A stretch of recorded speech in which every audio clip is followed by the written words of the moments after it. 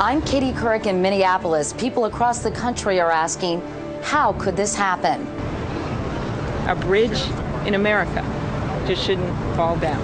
A span 8 lanes wide collapses into the Mississippi at the height of rush hour. What I heard was lots of screaming children. Screaming children are children that are breathing and have the energy to scream. A busload of school kids, terrified but alive. If you're okay, please call me. For others, the agonizing wait for any news. We just want her home. Tonight, the search for victims and answers as we bring you full coverage of the tragedy in the Twin Cities.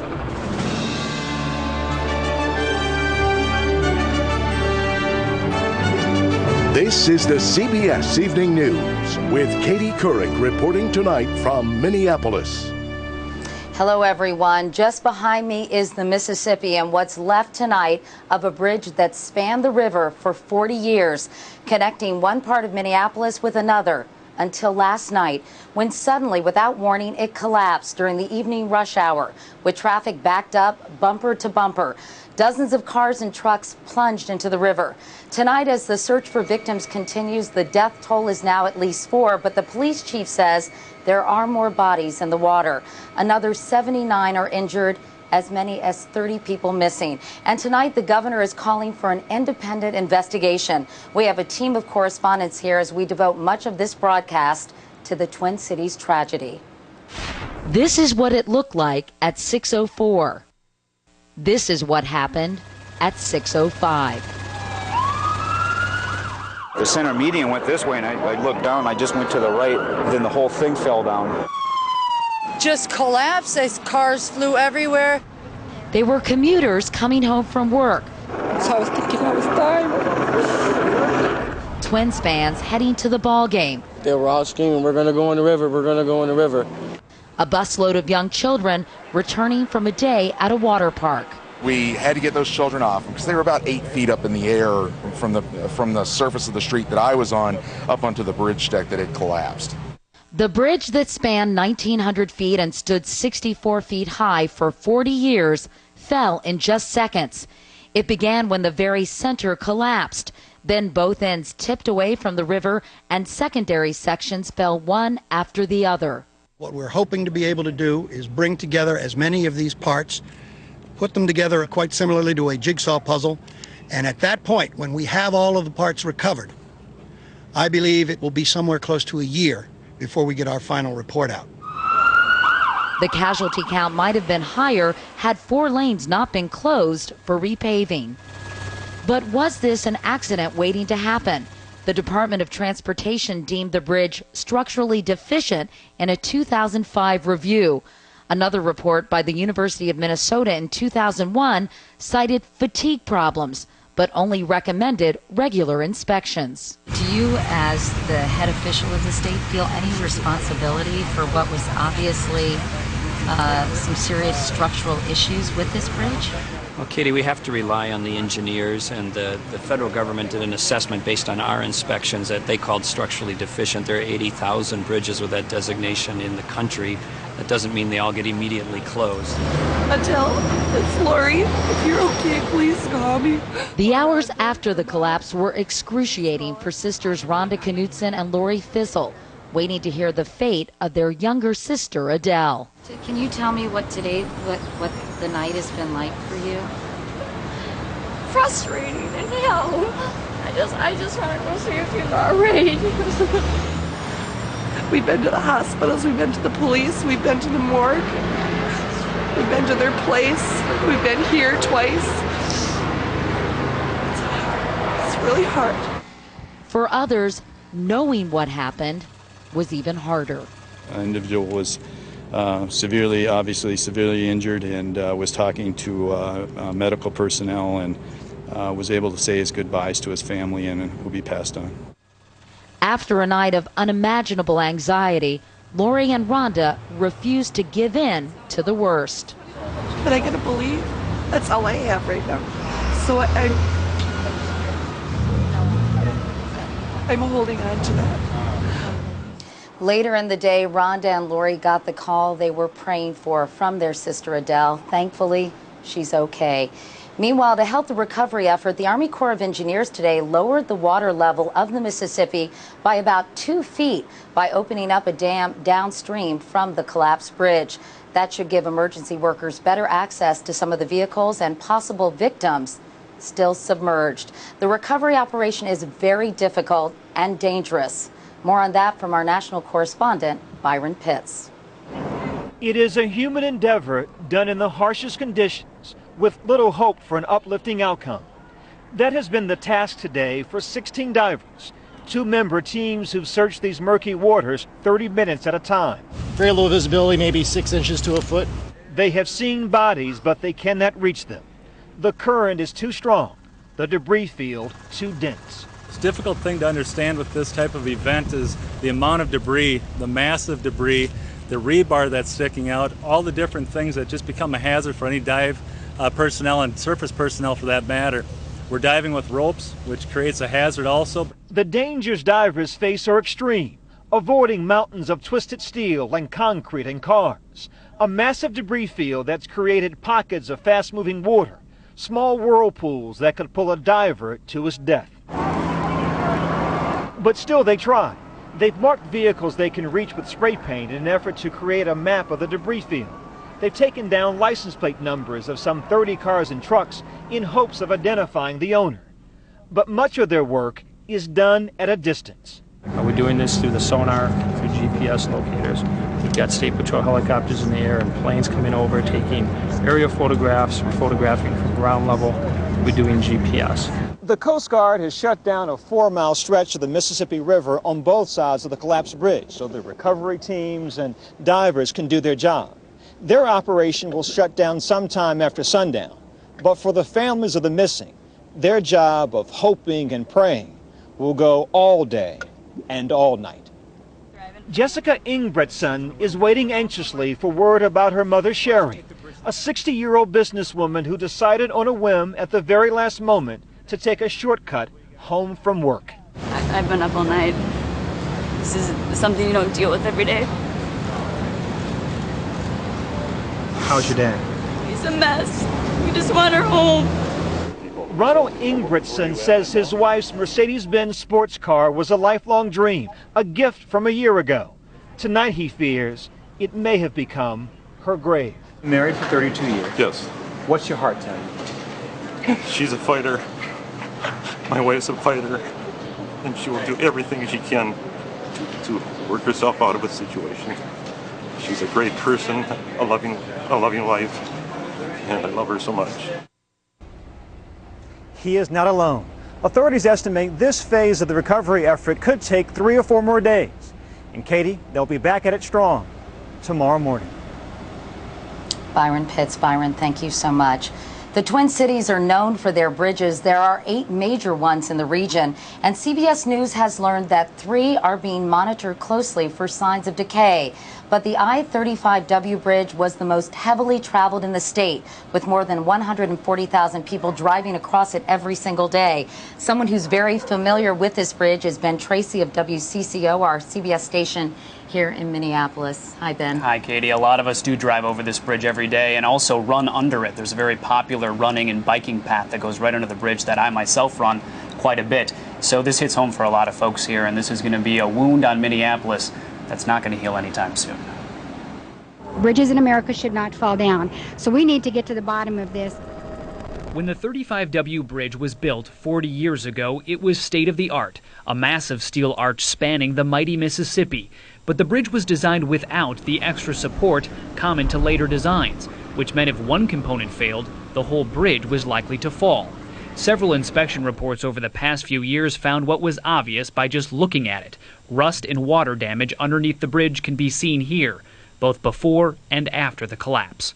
6 years ago, researchers at the University of Minnesota determined that parts of the metal structure were stressed, but concluded there is no need to prematurely replace this bridge, avoiding the high costs associated with such a project. There was no call by anyone that we're aware of that said it should be immediately closed or immediately replaced. 2 years ago, when the federal government called the bridge SD, or structurally deficient, it rated just a 4 on a scale of 9. That meant advanced deterioration and connection failure may be imminent. So none of those ratings indicated that there was any kind of danger here. Simply says we need to schedule this bridge for rehabilitation. It was a disaster waiting to happen. Len Levine is a former Minnesota transportation commissioner. How big of a red flag should this report have been? It scares me to hear it right now. Levine doesn't blame the inspectors, but rather a lack of funding that has delayed repairs. You can't put a Band-Aid on a cancer. The whole lifeline of our communities depend on transportation.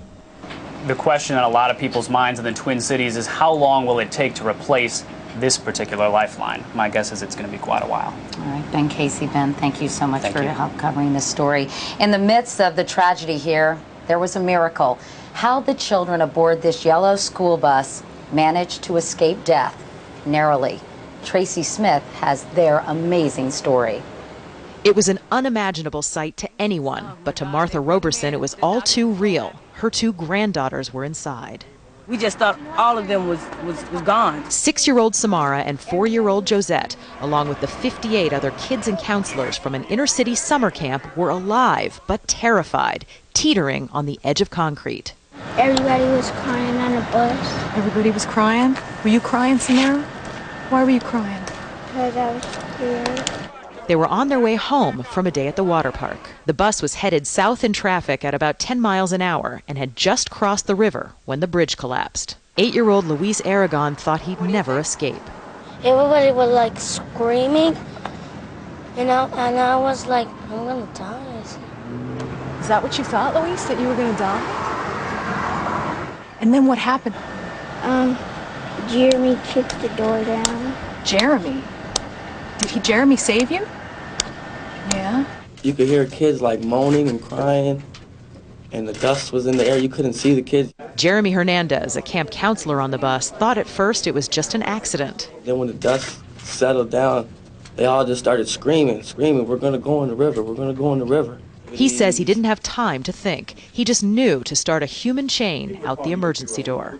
I don't remember counting, I just remember grabbing and then putting them down. Gary Babineau was there to catch them. He'd just escaped from his own mangled truck and ran to the bus to help. The ones that could walk, I just told them to run, and the ones that couldn't walk, I gave them to someone and they would carry them to where all the other kids were. Of those on board, 4 are in the hospital tonight. 2 children, 2 adults, including the bus driver. All are expected to recover. What happened to you? This morning, Samara was a little banged up, but her grandmother saw only one thing in her face. I had a glow like it was an angel. It just brought them back to us. And she's grateful to the ones who forgot about themselves in order to save the children.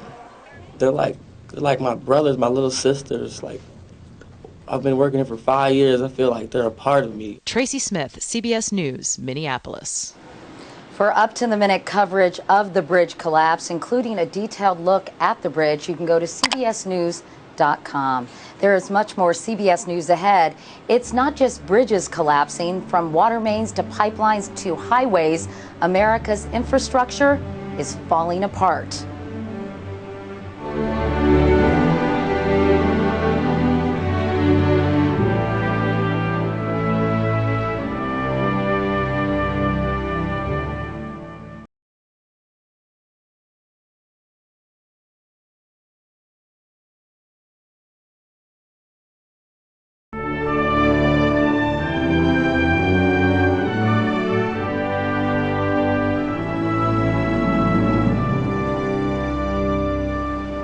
Back now from Minneapolis and the scene of the bridge collapse.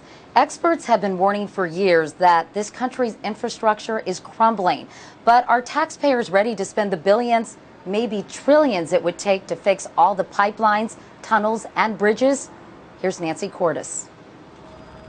The bridges built in the boom years of the Eisenhower era have entered middle age, and thanks to neglect, they're not aging gracefully. 150,000 U.S. bridges are rated structurally deficient or obsolete. That's more than a quarter of the nation's bridges in need of major repairs or replacement. Here's one of them in Dillsburg, Pennsylvania. Not hard to see why it's been shut down. It won't get fixed for 5 years. The state transportation secretary says he has 6,000 other bridges in line for repairs. Those bridges are an average age of 50 years old. And that's about what a bridge life is in using older designs. New York's Tappan Zee Bridge is over that age limit. Engineers say the major Hudson River crossing desperately needs a $1.3 billion overhaul. It's unbelievable the amount of traffic that we experience in this country, much more than 50 years ago. Plus, what's going over them is 10, 20, 30 times heavier. And it's not just bridges. From steam pipes to the power grid to water mains, much of the nation's infrastructure has not been adequately maintained, much less modernized, experts say.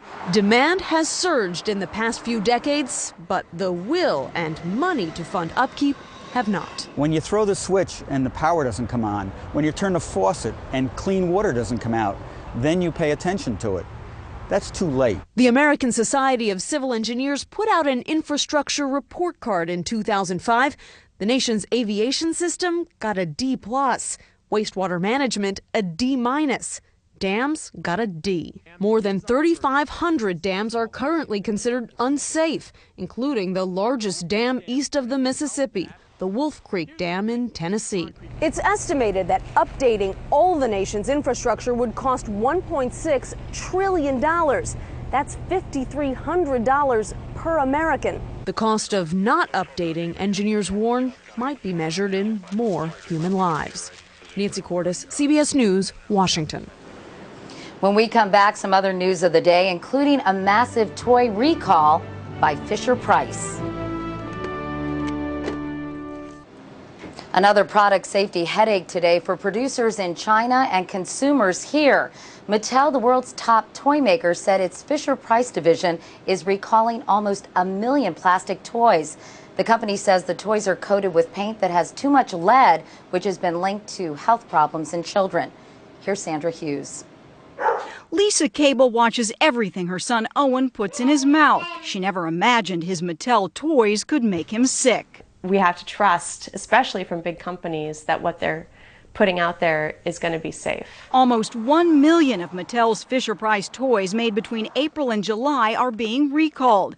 Many feature characters such as Elmo and Dora the Explorer. All were tainted with lead paint from a Chinese manufacturer. They actually entrusted the testing of these toys to the actual factory that was producing them. We think that that was a mistake. Mattel says it's investigating why its manufacturer didn't follow company rules. It should have used paint from an approved and certified supplier.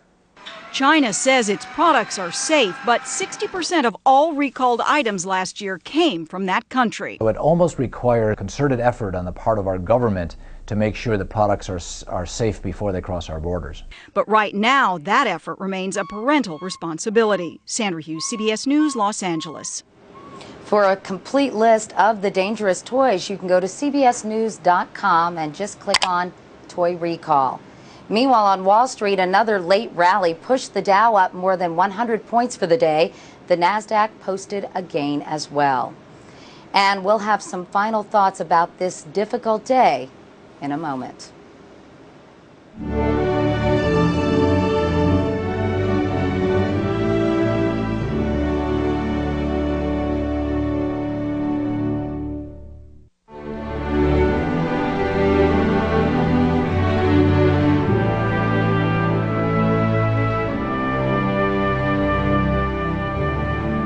As the sun begins to fall on the piles of twisted metal and submerged slabs of concrete here, people everywhere, not just in Minneapolis, are asking why. Why did these people at this time meet this fate? I spent several hours today at the Holiday Inn where families are gathered waiting and wondering. Families that woke up yesterday intact, finished the day in limbo, and tonight are in mourning. I spoke with a beautiful pregnant woman expecting her first child in October, desperately and tearfully waiting for news about her mother and 20-year-old brother who has Down syndrome. They were heading to the park to play basketball when they suddenly disappeared. I wondered, why them? And why in this country with so many resources are we putting so many people at risk by neglecting the roads and bridges we travel on every single day? The governor of Minnesota, Tim Pawlenty, told me this morning 80,000 bridges in this country are rated structurally deficient, as if that would make us all feel better, that the problems that led to this sudden bridge to nowhere are not unique to this city.